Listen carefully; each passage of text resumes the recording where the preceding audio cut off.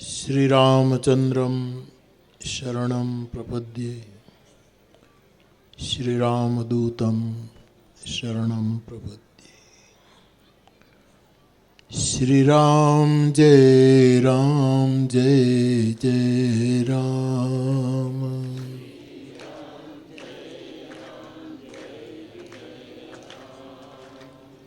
श्रीराम जय जय राम।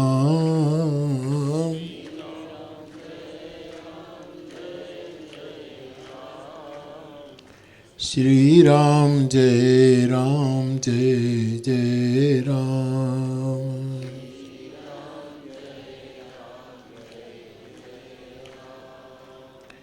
मंगल भवनय मंगलहारी।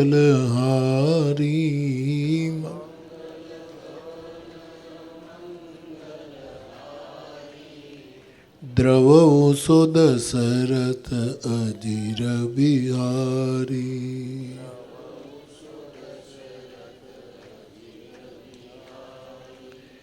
श्रीराम जय जय राम।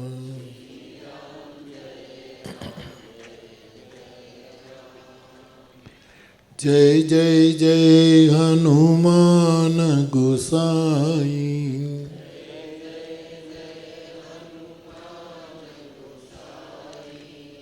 कृपा करो गुरुदेव की नाई।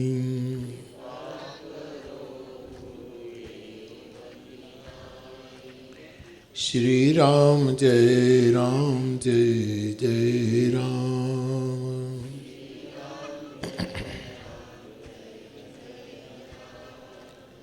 श्री राम जय जय राम। श्री राम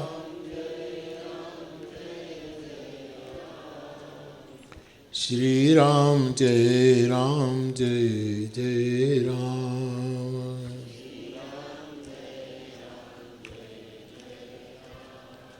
बोलिए हनुमान जी महाराज की।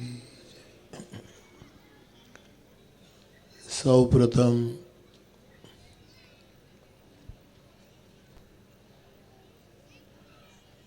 परम संत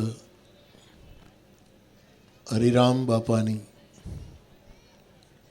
भजनानंदी चेतना ने मारा प्रणाम। જેમના સ્મરણમાં આ સંત મંડપનું આયોજન થયું છે એવા સમાધિસ્થ પૂજ્ય ભરતદાસજી બાપુ અને પૂજનીયા માતાજી, એમની સમાધિઓએ પણ મારા પ્રણામ। પૂજ્ય હરિરામ બાપાનો સમગ્ર પરિવાર અને આજના સંત મંડપ નિમિત્તે અમારા સાધુ સમાજના વિધમિત મંડળના પૂજનીય મહંતશ્રીઓ, મહામંડલેશ્વરશ્રીઓ, એ સૌને મારા પ્રણામ।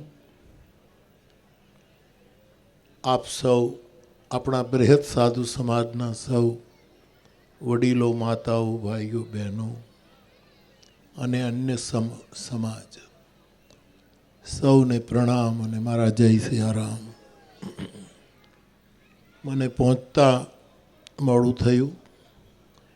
આમ તો ધારણા હતી કે કદાચ હું 5 વાગ્યા સુધીમાં પહોંચી જઈશ, પરંતુ મોડું થયું છે, આપ ક્ષમા કરશો। પણ સાધુ સમાજના આપણા પ્રસંગમાં પછી એ મંડપ હોય, ભંડારો હોય, અથવા તો આપણા વૈષ્ણવ સાધુ સમાજનો કોઈ પણ પ્રસંગ હોય, એમાં હું હાજર રહી શકું એનો મને અતિશય આનંદ હોય છે।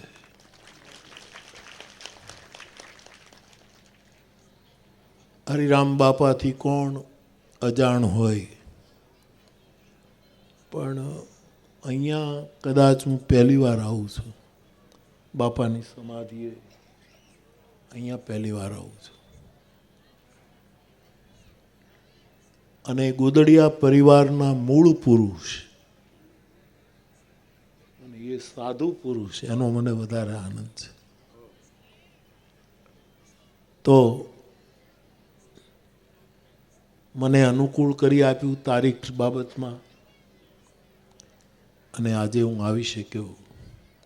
અને હરિરામ બાપાના આ પરિવારની બધી સંપન્નતા જોઈને પણ હું રાજી થાઉં છું કે મારો સાધુ સમાજ કોઈ કઈ જગ્યાએ આટલો સંપન્ન પણ છે, એનો પણ મને બહુ જ આનંદ થયો. આજે આપણા સમાજમાં એક દુઃખદ ઘટના પણ ઘટી ગઈ છે કે અખેગઢ મંડળના મહંત શ્રી રાજુ બાપુ અચાનક વિદાય થયા. આપણા સમાજમાંથી એક દુધરેજિયા કોઈ સંતવાણી ગાયક એક બીજા સાધુ પણ પોરબંદર, હેમંત બાપુ પણ ગયા. એમને સ્મરી લઈએ.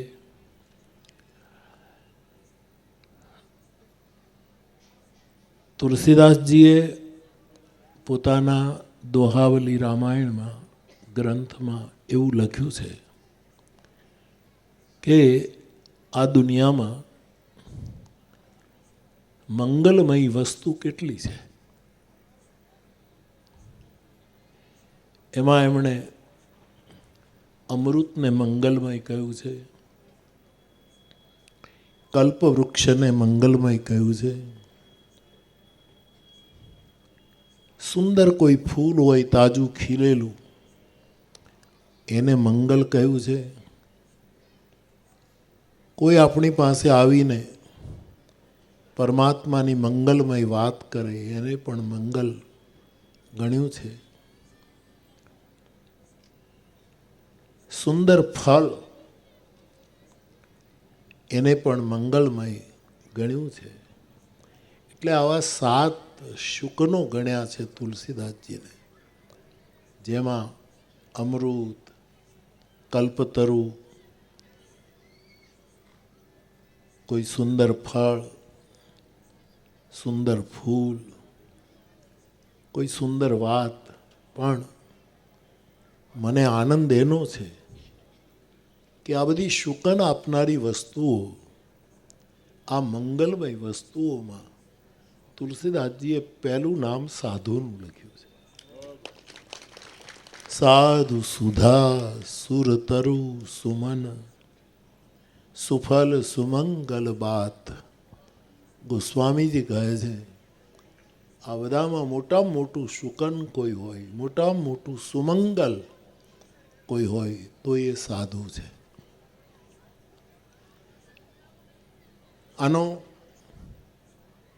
સાધુ તો કોઈ પણ મહાપુરુષની દીક્ષા લઈને માણસ સાધુ પરંપરામાં આવી શકતો હોય છે, પણ જન્મથી જે સાધુ હોય એનો મહિમા પાછો અનેરો છે. હરિરામ બાપા એ જન્મજાત સાધુ છે. આપણા વૈષ્ણવ સમાજના એ સાધુ છે.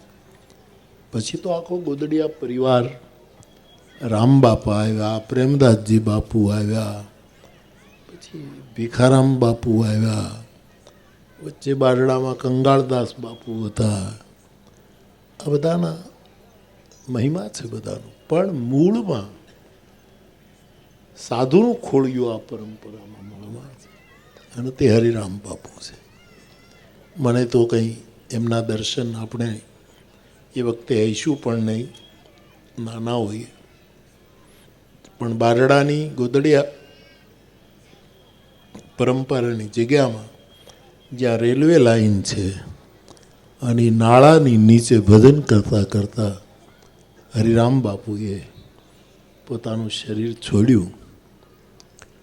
અને પછી તો ત્યાં સ્થાન બન્યું. પણ મને આનંદ થયો કે મૂળ સમાધિ બાપુની અહીંયા છે. હરિરામ મારી મનમાં તમારી તો બધાની ઈચ્છા હોય જ કે હું આવું, પણ મારા મનમાંય ઘણા વખતથી ઈચ્છા હતી કે હું મૂળ પુરુષની સમાધિના દર્શન કરું, કારણ કે મૂળ પુરુષ સાધુ છે. એટલે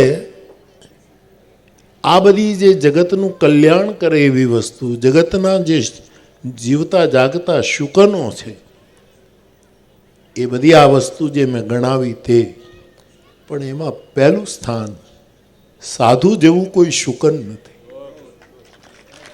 સાધુ જેવી કોઈ સુમંગલ ઘટના નથી, સાધુ જેવું કોઈ સુમંગલ વાત નથી.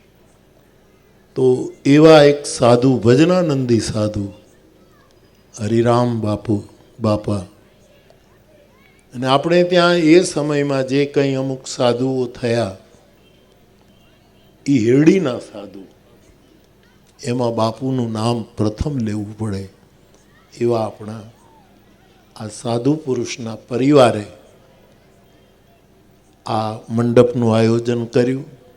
એનો એક સાધુના બાળક તરીકે મને વિશેષ આનંદ છે. એક સાધુના બાળક તરીકે બાપ સાધુનો મહિમા રામચરિતમાનસમાં લખ્યું છે કે વિધિ હરિહર કવિ કોવિદ બાની, કહત સાધુ મહિમા સકુચાની.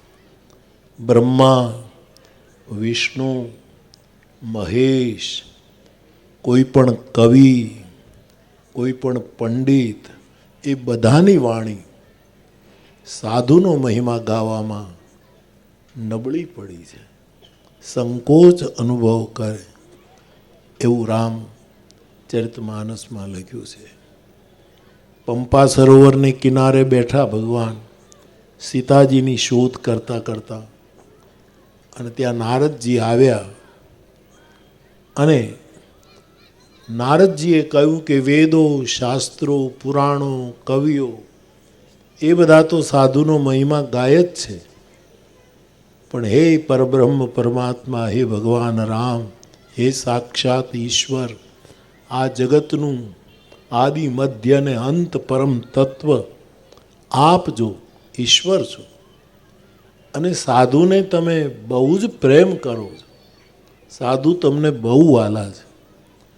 અને ગીતાની વાત તો બહુ જાહેર છે કે ભગવાન કૃષ્ણએ એમ કહ્યું કે હું જગતમાં સમયે સમયે અવતાર લઉં છું. એના બીજા ઘણા કારણો છે, પણ એક મોટામાં મોટું કારણ છે પરિત્રાણાય સાધુ નામ. ત્યાં સાધુ શબ્દનો પ્રયોગ થયો કે હું સાધુઓના પરિત્રાણ માટે આવું છું. આટલો બધો સાધુ તરફ પરમાત્માનો પ્રેમ, એટલે નારદજી પંપા સરોવરના કિનારે ભગવાનને મળવા આવ્યા ત્યારે નારદજીએ એમ કહ્યું કે મારે તમારા મુખે સાધુનો મહિમા સાંભળવો છે. અમે તો કહીએ છીએ, પંડિતો કહે, શાસ્ત્રો કહે, ગ્રંથો કહે, પણ આપના મુખે સાધુનો મહિમા મને સમજાવો. આ બધું આપ તો રામાયણ, સાધુ કુળમાં તો રામાયણ હોય જ, એટલે બધાથી પરિચિત પ્રસંગ છે. પછી એમાં તો આખું મોટું પ્રકરણ છે, આખો સ્વતંત્ર વિષય છે. એમાં ભગવાન એવું બોલ્યા છે કે નારદજી, હું તમને સાધુનો મહિમા કહું છું, પણ એ મહિમામાં પહેલી વસ્તુ તો એ કે આવા લક્ષણ જેનામાં હોય એવા સાધુને હું વશ થાઉં છું. આખું બ્રહ્માંડ, આખું જગત જે પરમાત્માના વશમાં છે, એને વશ છે. એવા ભગવાન એમ કહે છે કે હું સાધુને વશ થાઉં છું. એવા સાધુના પછી એમણે લક્ષણો ત્યાં વર્ણવ્યા છે કે આવો આવો એનો સ્વભાવ હોય. અને છેલ્લે ભગવાન એવું બોલ્યા છે રામચરિતમાનસમાં કે કહી શકન સારદ શેષ નારદ સુનત પદ પંકજ ગાય. હે નારદ, સાધુના લક્ષણોનું, સાધુના ગુણોનું, સાધુના સ્વભાવનું વર્ણન કહી શકન શારદ સ્વયં સરસ્વતી ન કરી શકે, શેષ નારાયણ ન કરી શકે. કહી શકન શારદ શેષ નારદ સુનત પદ પંકજ ગહે.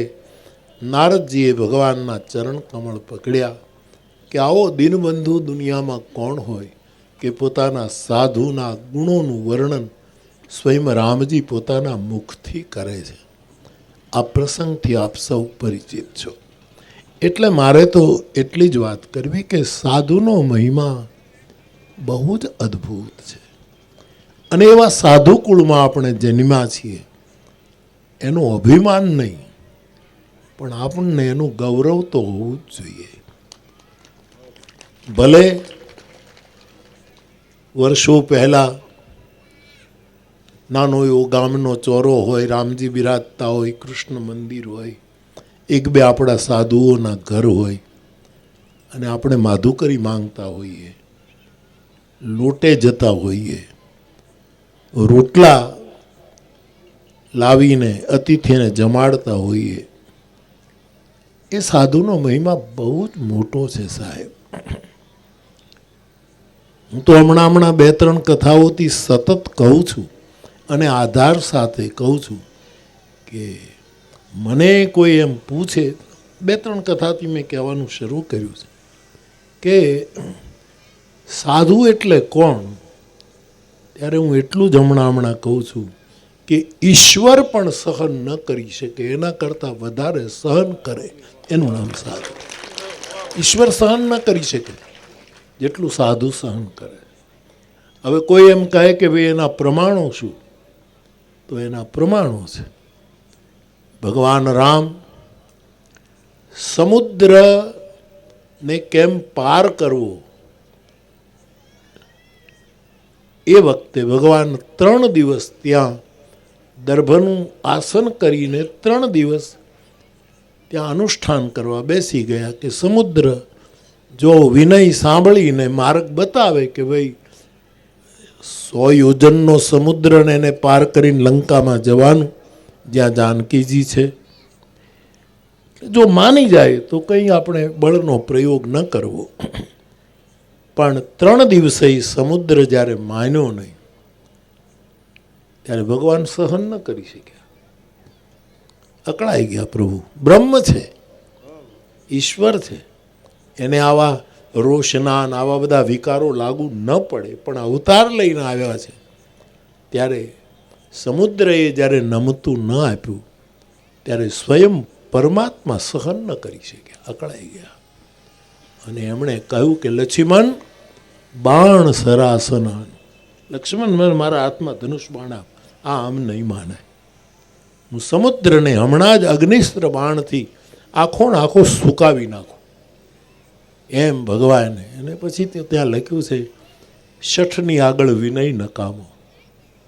જેનામાં જન્મજાત લુચ્ચાઈ ભરી હોય એની સાથે તમે ગમે તેટલો વિનય કરો એમાં કોઈ દિવસ સફળતા. 6 સન વિનય કુટિલ સન પ્રીતિ. અવળા માણસની સાથે કોઈ દિવસ પ્રીત સફળ ન થાય. 6 સન વિનય કુટિલ સન પ્રીતિ.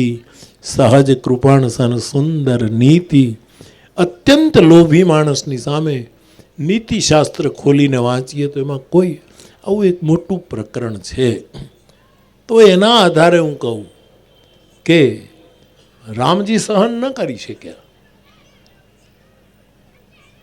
અને ભગવાન કૃષ્ણ અવતારમાં આપણે જોઈએ તો શિશુપાળે 100 ગાળો આમ ગણીને આપી છે, અને એનાથી વધારે અભદ્ર ગાળો બીજી કોઈ જગતમાં હોઈ ન શકે એવી ગાળો, અને એ પણ પાછી સંસ્કૃત ભાષામાં સારામાં સારી ગાળો જે હોય એવી ગણીને મહાભારતનું આખું પ્રકરણ છે સાહેબ.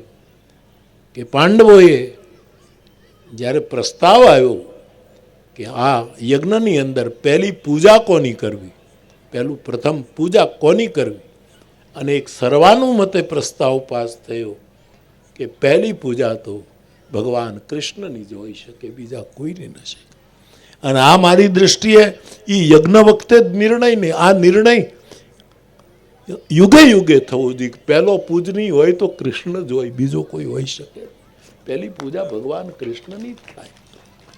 આ નિર્ણય આવ્યો અને શિશુપાલને તો એટલો બધો દ્વેષ હતો, એટલો બધો કાળ હતો કૃષ્ણ તરફ, ભયંકર ઈર્ષા હતી.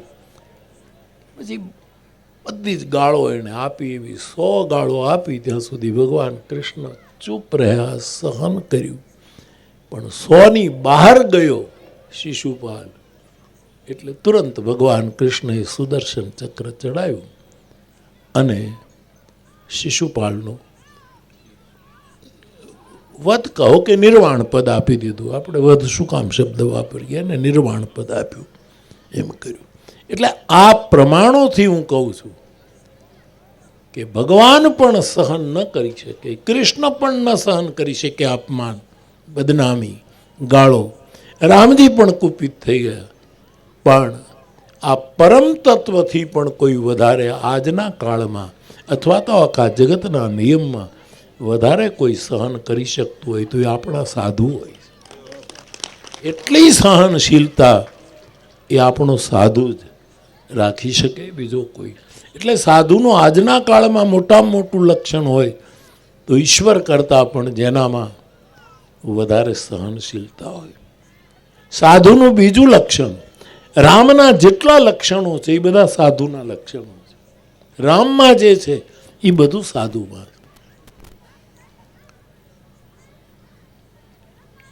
વિનય પત્રિકામાં ગોસ્વામીજી એમ લખે છે કે અરિકૃત અનહિતો, આપણા તરફ જેને વિરોધ હોય એવા માણસો ગમે તેટલું પેલું કરે નુકસાન, પણ છતાંય એને ભૂલી જાય એ સાધુ.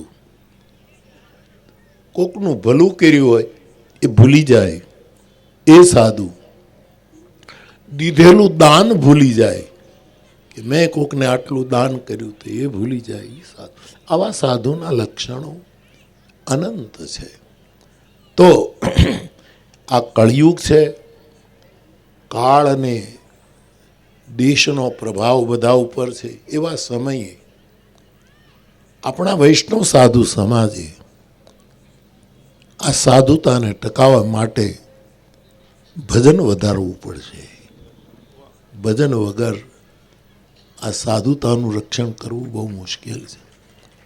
અને આપણા વડીલો, આ બાપા હરિરામ બાપા આ રામસાગરની સાથે બેઠા હોય ત્યારે કંઈક જુદું જ લાગે. આ બધા ભજનના અવતારો હતા. ઈશ્વરના અવતારો તો થાય જ છે, પણ ભજન જ્યારે જ્યારે અવતાર લેવાની ઈચ્છા કરે ત્યારે કોઈ શતાબ્દીઓમાં હરિરામ બાપો પ્રગટ થાય. આ ભજનના અવતાર છે, ભજનાવતાર છે. ઈશ્વરાવતાર તો હોય જ, પણ ભજન અવતાર લેવાની ઈચ્છા કરે ત્યારે આવા કોઈ મહાપુરુષો પ્રગટ થતા હોય છે. અને અત્યારે સાધુ સમાજ, આપણો સાધુ સમાજ, વૈષ્ણવ સાધુ સમાજ, હું આ બાપાના પરિવાર, આ છોકરાનો સંપન્નતા અને એની પેલું જોતા મને બહુ હરખ થાય કે મારો સાધુ સમાજ કેટલો વિકસિત થતો જાય. આપણા કેટલા છોકરાઓ, કોઈ એન્જિનિયર છે, કોઈ ડૉક્ટર છે, કોઈ વકીલ છે, કોઈ ન્યાયાધીશ છે. મને મળવા આવે ત્યારે મને બહુ રાજીપો થાય. એમ કાંઈક બાપુ અમે ગુરુકુળમાં ભણતા હતા 20 વર્ષ પહેલાં, આજે અમે આ પોસ્ટો પર, એનો રાજીપો. સાધુ સમાજે આગળ વધવું જ જોઈએ. પણ મારી તો સાધુ સમાજ પાસે તમારા બાળક તરીકે આટલી જ માંગ કે રામાયણ અને ગીતા કોઈ દિવસ છોડશો નહીં. રામચરિત માનસ તો આપણો આહાર છે, આપણું આયખું છે. આપણે કોના આધારે જીવીએ છીએ? તો રામાયણના આધારે. આ ન ભૂલવું. બસ હું હંમેશા કહું છું કે સાધુના દીકરાએ 5 મકારને હાંચવી રાખવા, 5 મને હાંચવી રાખવા. એક, આપણી પરંપરામાં મળેલું આપણને રામજી મંદિર કે કૃષ્ણ મંદિરની જે પૂજા હોય, એ જે મંદિર મળ્યું હોય એનો મહિમા જાળવી રાખવો, એનો મહિમા સાચવી. બીજું, માનસ, એ બીજો મકાર, માનસને જાળવી રાખવું. ત્રીજું, આપણે તો ક્યાંય બીજે ગુરુ ગૂંથવા જવા પડતા જ નથી. કોઈ ન હોય તો આપણા કાકા ગુરુ હોય, આપણા માથા ઉપર હાથ મૂકી દે. આપણે આપણા કુળમાંથી જ કોઈને કોઈ આપણે કોઈ બીજો ગુરુ ગોતવાનો હોતો જ નથી કે આપણે ક્યાંય બીજે ગુરુ પેલું કરીએ. એટલે આપણા જ પરિવારમાંથી આપણા કોઈ બુઝુર્ગ, આપણા કોઈ વડીલ આપણને જે મંત્ર આપ્યો હોય એ મંત્રનો મકાર કોઈ દિવસ છોડવો. એક તો મંદિર ન છોડવું, ભણવું, સુરત જાઓ, મુંબઈ જાઓ, વિદેશ જાઓ, બધે જાઓ, પણ એકાદ છોકરાને મંદિરમાં રાખવું કે તું ધૂપિયું ફેરવજે બાપ. ઓલું ગૂગલ જે આખી દુનિયામાં અત્યારે ચાલે છે ને કે એમાં નાનામાં નાની વસ્તુ ગૂગળ કહી દે, પણ એ ગૂગલને ખબર નથી એટલી ખબર આપણા ધૂપિયાના ધૂપને છે, જેમાં આપણે ગૂગલ નાખીએ, જે અધ્યાત્મ રહસ્યો ખોલે છે. ઓલું ગૂગલ બધું નહોતું ખોલી શકતું. હવે અહીંથી મારે આમ આગળ જવું છે તો આ છોકરાઓ આજનું પેલું ગૂગલમાં જોઈને કહે કે હવે આટલી મિનિટો લાગશે અને આટલા કિલોમીટર છે, પણ એ ગૂગલને ખબર નથી કે રસ્તો ખરાબ હોય તો બહુ મોડું થાય. એ ખરાબ ખાડાવાળા રસ્તાની ગુરુ, પણ આપણો જે ગૂગલ છે ને એને તો બધી ખબર કે આ રસ્તો ખાડાવાળો છે, સાધુડાઓ જાળવીને હાલજો, આ રસ્તો બહુ જ ખાડા ટેકરાવાળો છે, લપસણો ટેકરો છે, આ રસ્તો બરાબર નથી. એ તો આપણો ધૂપ જ કહે છે. અને મેં ઘણી વખત કહ્યું છે ને, આપણા વડીલો જેટલા પૂજનીયો, જે વડીલો આપણા મારા સાધુ સમાજના માતાઓ બેઠી હોય, વડીલો, એને તો પણ મેં પોતે અનુભવ્યું છે કે સમાધિએ ધૂપ થતા હતા. આ મારો પોતાનો અનુભવ છે. અને હું કાંઈ અંધશ્રદ્ધામાં માનું એવો બાવો નથી કે હું આમ પરચામાં માનું, ચમત્કારમાં માનું, અંધશ્રદ્ધામાં માનું, એવી મારી સ્વાભાવિક ગતિ નથી. પણ મેં જોયું છે કે તલગાજરડામાં એ ગારગોરમટીની સમાધિઓ હોય, દિવાળીના દિવસો આવે ત્યારે આપણી માળીઓ ભેગી થઈ અને એ સમાધિઓને ગારગોરમટી કરે. અને મારો પોતાનો, એટલે સાવ નાની ઉંમરનો અનુભવ નથી, હું સમજણો હતો ત્યારથી અનુભવ કે હું 10-12 વર્ષનો થયો હોઈશ ત્યારે સાવિત્રીમાં આમ નીકળે અથવા તો કોઈ ગમે તે નીકળે એ આમ ખબર આપે કે સમાધિએ ધૂપ થાય છે, એટલે મારો તલગાળાનો આખો પરિવાર, માતા હોય થાડલાની લાજ કાઢી સમાધિએ જેનું કે દાદાની સમાધિએ ધૂપ. આ સત્ય ક્યાં ગયું આપણું? આ આપણી આ ચમત્કાર નથી, આ સિદ્ધિ નથી, આ વૈષ્ણવ સાધુની શુદ્ધિ છે, સિદ્ધિ નથી. આ સિદ્ધિમાં કોણ માને? સિદ્ધિ તો ઘણા નહીં હોય છે, અને સિદ્ધિવાળા માણસોને પડતાય વાર નથી લાગતી, ઇતિહાસો એના સાક્ષી. પણ આ શુદ્ધિ છે કે હજી સુધી ધૂપ થાય છે, આનો હું સાક્ષી છું. વડીલો એ જોયું છે, આપને અનુભવ થતો હોય કે સમાધિએ ધૂપ થાય. અને એવા સમયે ધૂપ થતો કે જ્યારે આપણી પાસે ગૂગલ લેવાના પૈસા નહોતા, ખાલી દેવતા લઈ આવી, આજુબાજુ ચૂલા પેટી ગયા હોય ત્યાંથી જઈને ધૂપિયું લઈને કહીએ કે ભાઈ દેવતા આપો. અને હા, ઘણા લોકો, વૈજ્ઞાનિક લોકો એમ કહે છે કે પૃથ્વીનો ગુણગંધ છે, એટલે કારણ કે એવી માટી તમે નાખી હોય તો એમાંથી, કારણ કે શાસ્ત્ર પ્રમાણે માટીનો ગુણ ગંધ છે, આકાશનો ગુણ શબ્દ છે, આ બધું આપણે જાણીએ છીએ શાસ્ત્ર પ્રમાણે. એટલે કે પણ અહીંયા એ સત્ય લાગુ નથી પડતું. આખો એરિયા ભરાઈ જાય ધૂપથી. નથી અગરબત્તી કરી, નથી ગૂગલનું ધૂપિયું કર્યું, અને એમને ગંધ આપણને આવે. અને આ તો આપણે કુટુંબ બેઠું છે એટલે કહું, આવો જ મને અનુભવ હમણાં 1 વર્ષ પહેલા ધ્યાનસ્વામી બાપાની સમાધિ હતી. હા બાપા, હું એકલો હું જાઉં ત્યારે 5 મિનિટ એકલો બેસું, ખાલી કરી નાખું, અને એ ધૂપ શરૂ થયો સાહેબ. એટલે મને એમ થયું કે બીજા બધા બેઠા છે ને કહું, પણ પહેલાં તો એમ થયું કે હું પહેલાં લાભ લઈ લઉં, આવડી ક્યારેય પાછી. એટલે મેં બધું જોયું કે પૂજારી જે છે એણે ક્યાંક ધૂપ તો નથી કર્યો, કોઈ એવી અગરબત્તી, મેં બધા ખાખા ખોળા કર્યા, ક્યાંય નહોતું સાહેબ. અને ધૂપ હજી પણ છે, હજી આ છે, એ જાય નહીં. ગંગાને આવતા બહુ વાર લાગે. ભગીરથનું આખું કુળ હોમાઈ ગયું ત્યારે માંડ માંડ ગંગા આવી. પણ એક વખત ગંગા આવે ને પછી ડૂકે નહીં સાહેબ. એમ સાધુ અવતરે એને વાર તો બહુ લાગે, શતાબ્દીઓ જાય.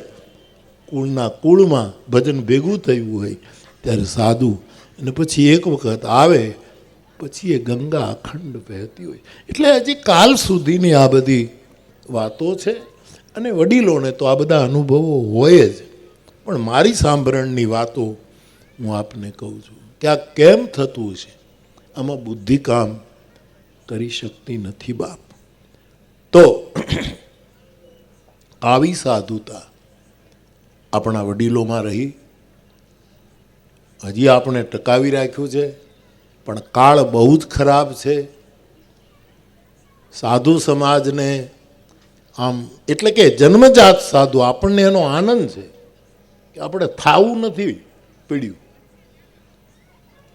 આપણે થઈને આવ્યા છીએ, એનો એક આનંદ છે. ને આ બધા સત્ય સ્વીકારવું જોઈએ, એમાં કાંઈ ગલત વાત તો નથી.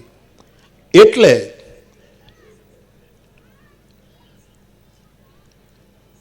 આપણી આ શુદ્ધિને સમાજ બહુ સહન ન પણ કરી શકે એવું પણ બને એવા સમયે મંદિરનો મકાર ન ભૂલવો, રામ નામ મહામંત્ર એ મંત્ર ન ભૂલવો, મારુતિને ન ભૂલવું, હનુમાનને ન ભૂલવું, માનસને ન ભૂલવું. અને પછી મોટી માળા રાખતા હો કે બેરખો રાખતો હોય એ માળાના મકારને ન ભૂલવું. આ બધું રાખવાની જરૂર છે. ભલે માળા ન ફેરવીએ પણ બેરખો ખિસ્સામાં હોય તો આનંદ આવે. આમ ભલે ઘણા લોભી માણસ એક પૈસો ન વાપરે પણ 2000ની નોટ ખિસ્સામાં પડી હોય તો એને આનંદ આવે કે ગમે ત્યારે મુશ્કેલી આવશે ત્યારે ઉબર કરીને ટેક્સી કરીને વયા જઈશું.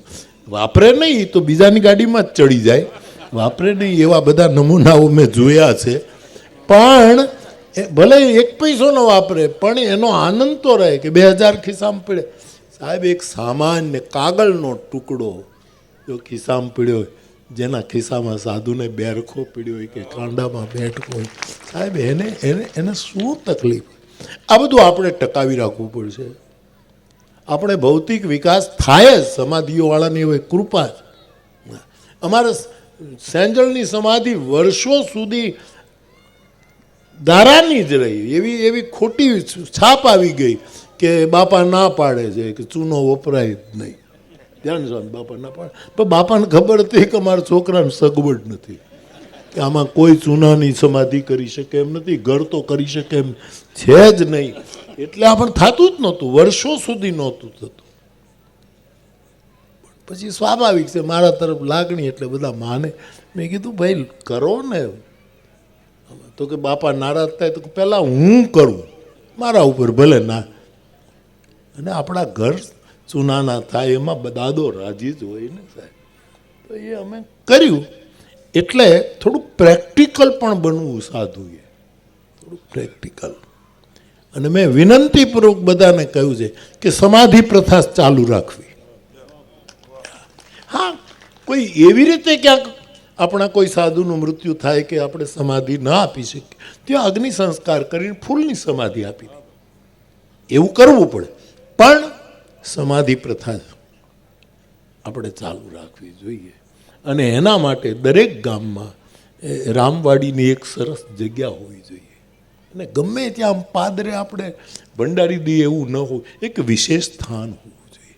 અને એ સાધુ સમાજ જે તે ગામમાં કરવું જોઈએ. અને જ્યાં જરૂર પડે ત્યાં તલગાજરડું પાછું હોય જ, એની ચિંતા ન કરવાની. પણ એ એક સુંદર વ્યવસ્થા હોવી જોઈએ કે જ્યાં સાધુઓની. અને આ હું તમને કહેવા માટે નથી કહેતો, પણ હું ગાડીમાં જ્યાંથી નીકળું અને ગામના પાદરમાં સમાધિ હું જોઉં એટલે ગાડી ધીમી કરાવ્યા વગર ન, મને એમ થાય કે મારો કોક બેઠો છે, મારો કોક સાધુ બેઠો છે. આ આપણામાં આપણે લાવવું પડશે. તો હરિરામ બાપા જેવા મૂળમાં મહાપુરુષો બેઠા હોય. આરા ન ઉતરાય એ ચોમાસે ને સાંભળે. ઘણી નદીઓ એવો એક આરા ઉતરાય નહીં, બે કાંઠામાં. ચોમાસે તો આપણું સાંભળે જ નહીં કે તમે ગમે તેવા આવો પગ નાખ્યો ડૂબ્યા. એવી નદીઓ ગાંડી તૂર થઈ હોય, આરા ન ઉતરાય. એ ચોમાસે ને સાંભળે, પણ એના જેઠે પાણી જાય, એમાં કાંકર ઉડે કાગડા. એ જેઠ મહિનો આવે પછી એમાં કાંકરા ઉડે. પણ તુલસી કહે સજલ મૂળ જેની સરિતા છે.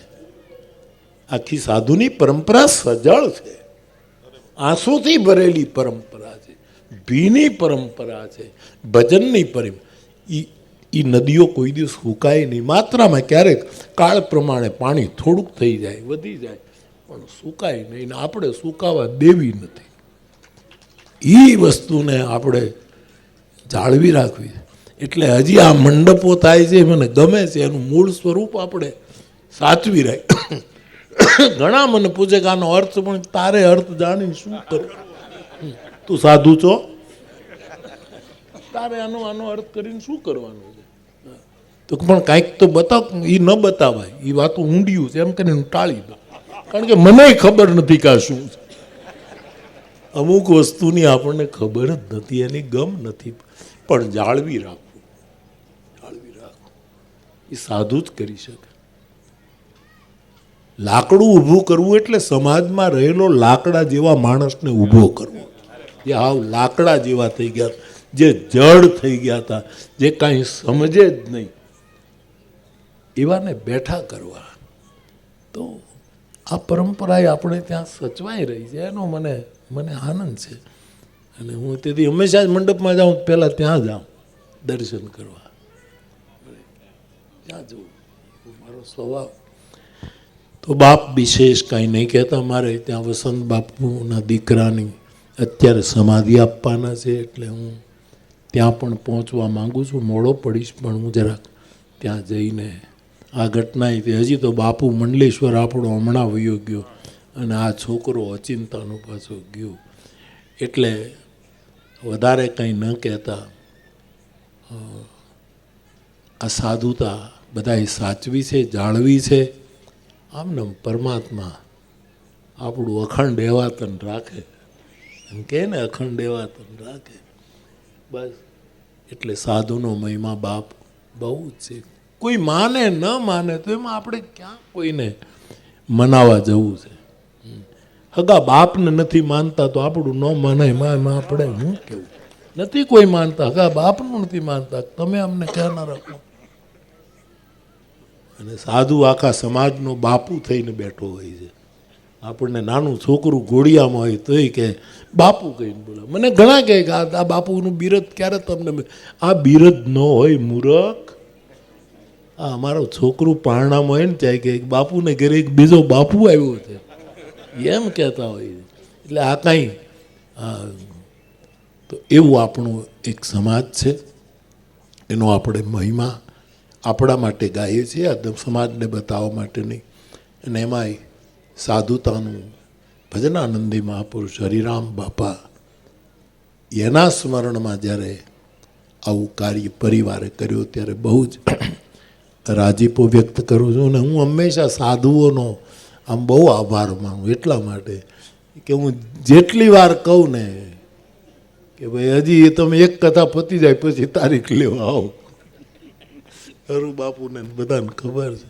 ને છોકરાઓ કંટાળે ને. આ કેટલી વખત બધા આવ્યા, વળી કહું એ નથી તારીખનો મેળ, હવે જે વળી પાછા આવજો, નહીં તો કંટાળી જાય ને કે હા.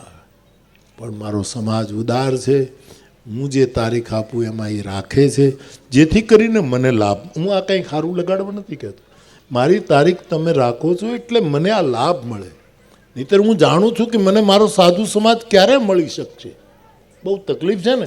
આ બધાને મળવું હોય તો એ મારી પાસે વળી આવી ન શકે ને, વળી અથવા તો આપણા સાધુ સમાજનો સ્વભાવ સંકોચી હોય કે આમાં ક્યાં બાપુને આપણે ડિસ્ટર્બ કરવા. એવું પણ આ એક મોકો છે કે હું મારા પરિવારને મળી શકું છું, મારી માતાઓને જોઈ શકું, મારી વડીલોને જોઈ શકું, બાળકોને જોઈ. એનો મને પોતાને આનંદ છે સાહેબ. તો આ મંડપમાં હું આવી શક્યો, મને તમે લાભ આપ્યો છોકરા, એનો મને બહુ જ આનંદ છે. મંચ પર બેઠેલા આપણા, મેં પૂછ્યું કે ભાઈ આ કયું મંડળ છે? તો કે આ પાલીતાણા મંડળ છે, પણ છોકરો કે અમે 10 મંડળને બોલાવ્યા. એટલે મેં 10 મંડળના મહંતોને, હવે તો મહામંડલેશ્વરો છે આ બધા, આ ખાલી મહંત નથી સાહેબ. હા, હરિદ્વાર કુંભમાં જાય તો આ લોકોની સવારી નીકળે સાહેબ. હવે જેવું તેવું પદ નથી, અને મારી ઈચ્છા હતી કે મારો સાધુડો મહામંડલેશ્વર થવો, અને એ ઠાકોરજીએ પૂરી કરીને તમે બધાએ સ્વીકાર્યું. એટલે મને એનો બહુ જ વિશેષ આનંદ છે. તો બાપ, હું સમગ્ર સાધુ સમાજના ચરણમાં પ્રણામ કરું છું. અને મારા સમયે તમારે સમય માંગવો હોય એટલે તો હું આવીને ઊભો જ રહું સાહેબ, પણ નહીંતર મારી બધી વ્યસ્તતા હોય એટલે હું ન જઈ શકું. મને પીડા થાય કે હું પણ 7-8 ધક્કા ખાઈ નહીં પછી મારી તારીખ. અને હવે તો એવું થઈ ગયું છે કે તમે બપોરે કહો તો બપોરે મંડપ, પણ તમે આવો તો ઘણી જગ્યાએ તો હું બપોરે ગયો કે ભજન રાતે સાંજે કરજો પણ હું આવી જાઉં, તો બપોરે બાપુ પણ તમે આવો. એ સાધુની ઉદારતા છે. ફરી એક વખત બાપાની સમાધિએ ભરત બાપુને માને યાદ કરીને એ ચેતનાને હું પ્રણામ કરું છું. સૌ મંડલેશ્વર મહંતશ્રીઓને મારા પ્રણામ. આખો મારો આ પરિવાર સાધુ સમાજનો એ સૌને મારા પ્રણામ. અને નવા છોકરાઓનું ભજન વધે એવું આશીર્વાદ આપજો સાહેબ. બધાનું ભજન વધે. ભજન બધાથી ગવાય નહીં તો કોઈ ચિંતા નથી, પણ કરાય તો બધાએ. ગાવાના આપણા છોકરાઓ નીકળતા જાય છે, ગાતા થયા છે, અને સારામાં સારું ગાય છે, સારી કથાઓ કરતા થયા છે, એનો આપણને આનંદ છે. પણ કદાચ એ આપણે ન કરી શકીએ, બધા ગાઈ ન શકીએ કથા ન, પણ ભજન કરવું બાપ એ એ એ બહુ જ મહત્ત્વનું છે. અને આ દિવ્ય પરંપરાને ટકાવવાની આપણી જવાબદારી છે. અને એ બધું નભી રહ્યું છે ભગવત કૃપાથી.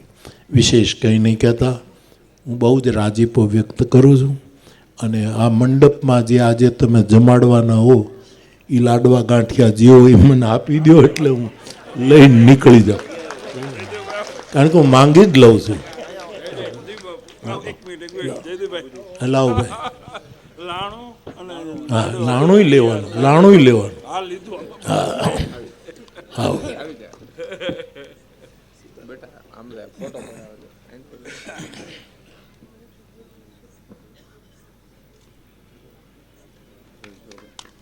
આમ કોઈની પાસેથી કાંઈ લેતો નથી.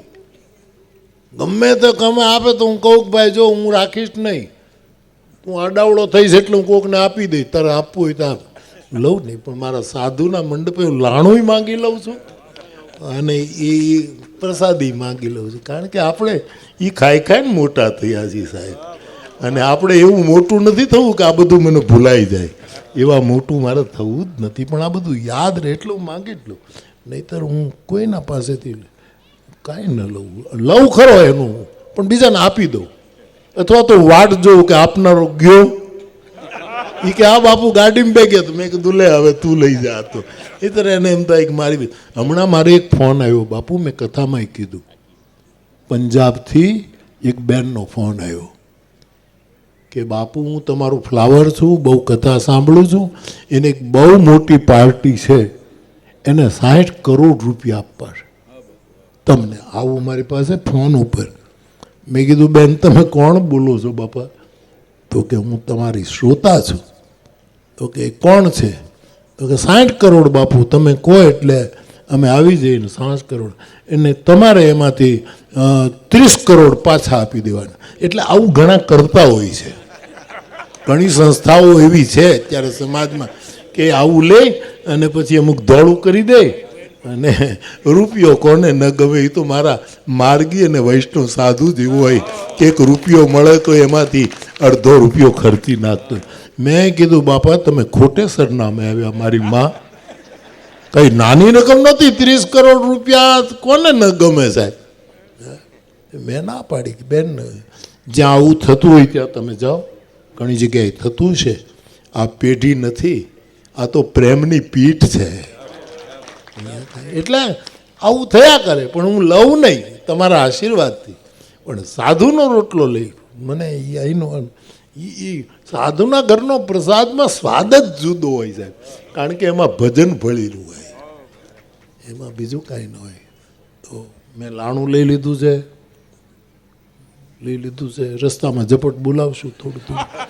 સવારના નીકળ કથા પૂરી કરી, ત્યાં 12 વાગે કરવું તો એને બદલે વળી ત્યાં મોડું થયું. પછી આમ ફરતા ફરતા પહોંચી ગયો. હરિરામ બાપા મને લઈ આવ્યા અહીંયા, ગમે તેમ એનો. ફરી એક વખત આપ સૌના ચરણમાં મારા પ્રણામ. જય સિયારામ.